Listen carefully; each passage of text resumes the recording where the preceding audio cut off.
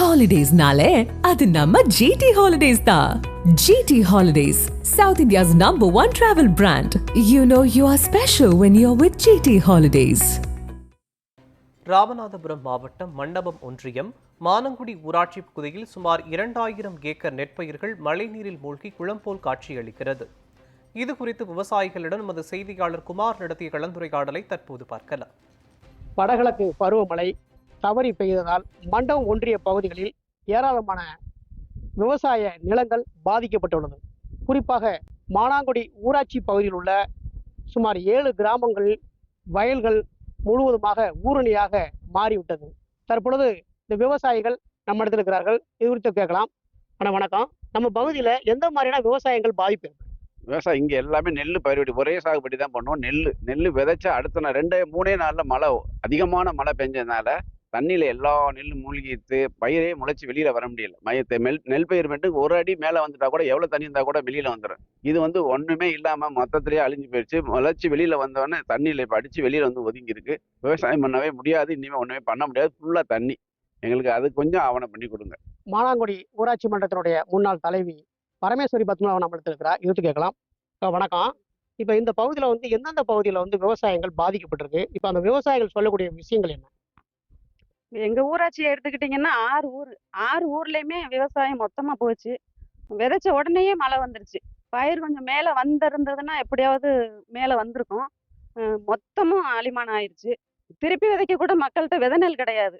விவசாயத்தை ஒரு தொழிலா பார்க்காம அதை ஒரு தெய்வமா பார்த்துட்டு இருக்கிற விவசாயிகளுக்கு இது ஒரு பெரிய ரொம்ப கஷ்டத்துக்குரிய ஒரு நிலைமை தான். அவங்களுக்கான உரிய நிவாரணத்தை இந்த அரசு எப்படியாவது கொடுக்கணுங்கிறது எங்களோட வேண்டுகோள். மக்கள் எல்லாருமே ரொம்ப கஷ்டத்துல இருக்காங்க. இந்த தண்ணியை பார்த்துட்டு அந்த விவசாயத்தை பார்த்துட்டு ரொம்ப அழுகுறாங்க. அழுக முடியாத குறையில இருக்காங்க. அடுத்தபடியாக விவசாயி பத்மநாபன் அவர்கள் நம்ம எடுத்திருக்கிறார். இது கேட்கலாம். வணக்கம். இப்போ இந்த பகுதியில் விவசாயம் கிட்டத்தட்ட ஒரு 40 ஆண்டுகளுக்கு பின்பு இந்த மாதிரி கடுமையா பாதிக்கப்பட்டிருக்கு. இது நீங்க எப்படி பாக்குறீங்க? எனக்கு மூத்தவர்கள்ட்ட நான் பேசும்போது இது ஒரு 2 நாள்லயே இவ்வளவு பெரிய கனத்த மழையை நாங்க எங்க வரலாற்றிலே பார்க்கல. 1964 புயல்ல நாங்க இதை சந்திச்சது மாதிரியே இருக்கு அப்படிங்கிற மாதிரி சொன்னாங்க. ஏன்னா ஒரு 10 அடிக்கு தூரத்துல போறவங்களை கூட பார்க்க முடியாத அளவுக்கு 12 மணி நேரம் விடாத மிக கனமழை பெய்தது. நாங்களும் என் வயசு 52 வயசு ஆகுது. நானும் இதை முதல் தடவை தான் பார்க்குறேன். இந்த தண்ணி இந்த பகுதிக்கு தேவையானது. ஆனா 2 நாள்ல வருடம் முள்ளா பெய்யக்கூடிய மழை 2 நாள்ல பெய்ஞ்சது ஒரு பேரிடரா பார்க்குறோம். நாங்க இந்த பகுதி மக்கள் பேரிடரா தான் பார்க்குறோம். எப்படின்னா விதைச்சு நாங்க வெளியேறதுக்கு 2 நாள்ல வெளியேறதுக்குள்ள இந்த நெல்மணிகள் எல்லாம் அடிச்சு தரவைகளுக்கும் குளங்களுக்கும் அடிச்சுக்கிட்டு போயிடுச்சு.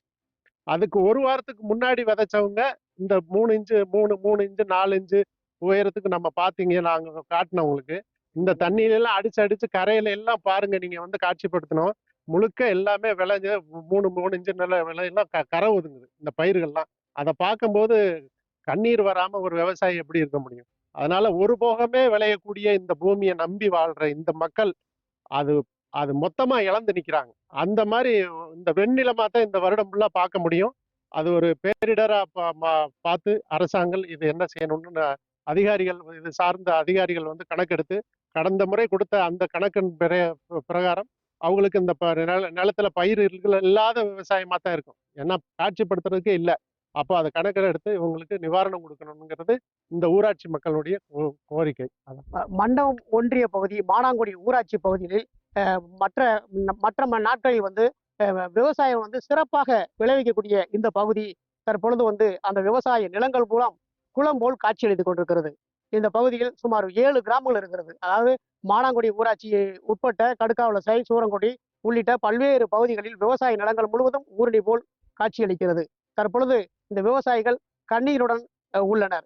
இந்த பகுதியில் அதாவது அடுத்த ஆண்டுக்காக விவசாயத்தை நம்பிதான் இந்த விவசாயிகள் உள்ளனர். இந்த ஆண்டு விவசாயம் முழுமையாக பொய்த்து விட்டது.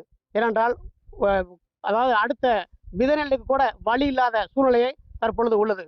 இந்த விவசாயிகளுடைய கோரிக்கையை பரிசீலனை செய்து தமிழக அரசு மற்றும் மாவட்ட நிர்வாகம், வேளாண்மை துறை உடனடியாக இவர்களுக்கு உரிய நடவடிக்கை எடுக்க வேண்டும் என்பதே விவசாயிகளுடைய கோரிக்கையாக உள்ளது.